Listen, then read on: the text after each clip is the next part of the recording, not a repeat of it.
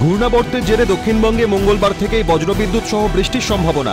উত্তরের একাধিক জেলাতেও হতে পারে ভারী বৃষ্টি, জানালো আলিপুর আবহাওয়া দফতর। পূর্ব বর্ধমান, বীরভূম, মুর্শিদাবাদ এবং নদিয়া এই 4 জেলায় ইতিমধ্যেই জারি হয়েছে কমলা সতর্কতা। বইতে পারে ঘন্টায় 40 থেকে 50 কিলোমিটার বেগে ঝোড়ো হাওয়া।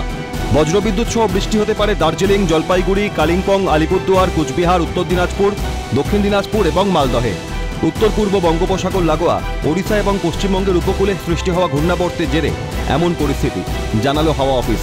বজ্রবিদ্যুৎ সহ বৃষ্টির সম্ভাবনা রয়েছে গাঙ্গেয় উপকূলীয় এলাকাগুলিতে।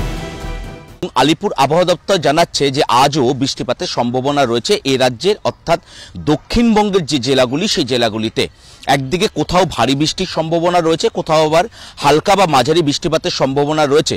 এবং যেটা আলিপুর আবহাওয়া দপ্তর জানাচ্ছে যে বজ্র বিদ্যুৎ সহ বৃষ্টিপাতের সম্ভাবনা বেশ কিছু জায়গায় দক্ষিণবঙ্গের বেশ কিছু জেলাগুলিতে রয়েছে এবং কমলা সতর্কতা, সেই সতর্কতাও কিন্তু বেশ কয়েকটি জেলাতে জারি করা হয়েছে, যেমন নদিয়া, মুর্শিদাবাদ, বীরভূম, পূর্ব বর্ধমান এই জেলাগুলিতে কার্যত কমলা সতর্কতা জারি করেছে আলিপুর আবহাওয়া দপ্তর।